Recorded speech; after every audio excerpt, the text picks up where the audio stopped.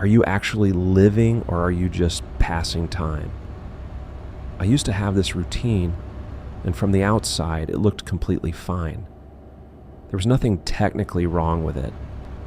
I'd wake up, check my phone before I'd even sat up properly, get through the day, uni, work, whatever it was, then come home, open a game or YouTube, scroll for a couple of hours, sleep, and repeat the whole thing again.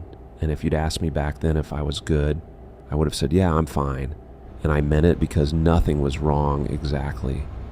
But there was this feeling I couldn't shake. It was like a low background hum of something's off, like I was watching my own life through a window instead of actually being in it. I was filling every quiet moment with noise.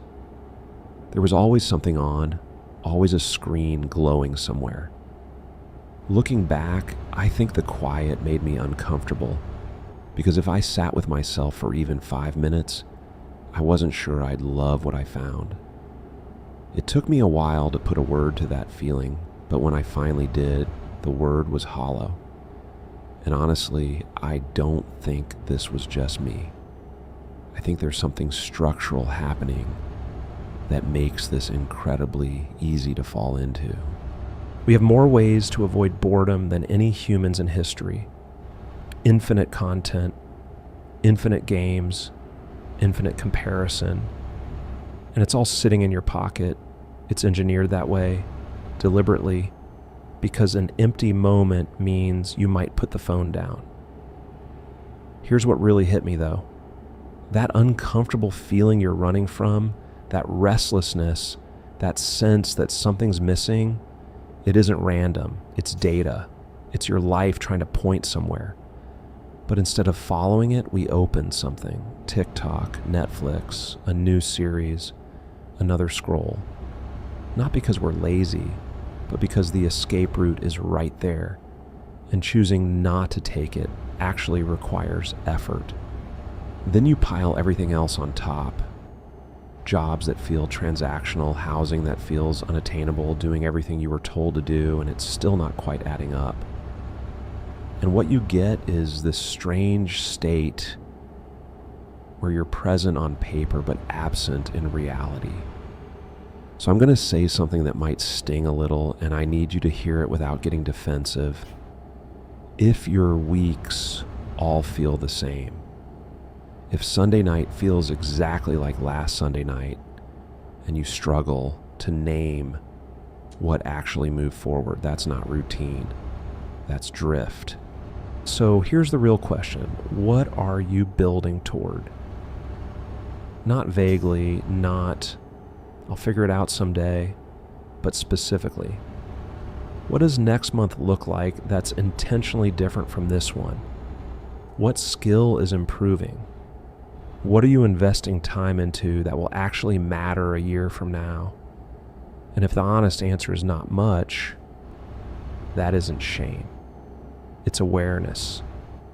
Because time does not wait for clarity, and every week spent floating is still a week spent. The version of you that could have existed on the other side of discomfort doesn't build itself. I'm saying this because most people soften this conversation so much that it never really lands. And if you click this video, part of you already knows something's off. Here's the thing that actually helped me.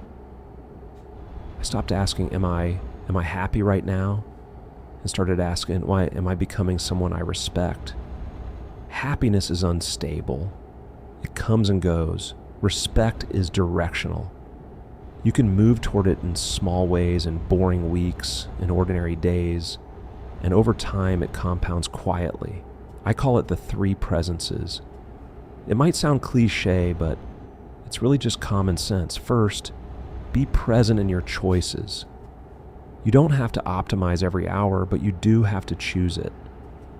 There's a difference between resting on purpose and defaulting to whatever requires 0 effort. Own your time, even when you're doing nothing. Second, be present in your relationships. The people in your life are living short, unrepeatable stories. Look up more. Put the phone down more. Show up fully. You won't regret that. Third, be present in your growth. Pick one thing, one skill, one habit, one project, and move it forward this week. Not perfectly, just forward. Momentum compounds quietly, and you usually don't notice it until you look back. That's really it. Just be somewhere on purpose. Let me end this in a grounded way. You don't need a life reset. You don't need rock bottom. You don't need a motivational explosion on Monday morning. Most meaningful lives didn't start with a thunderclap. They started with one small decision made slightly more consciously than the one before it. The gap between passing time and living isn't massive. It's attention, it's ownership, it's direction. So tonight, ask yourself one quiet question. Was today mine? Did I choose any part of it? And if the answer is no, that's not a verdict. That's information. Tomorrow is still there. Don't just pass it.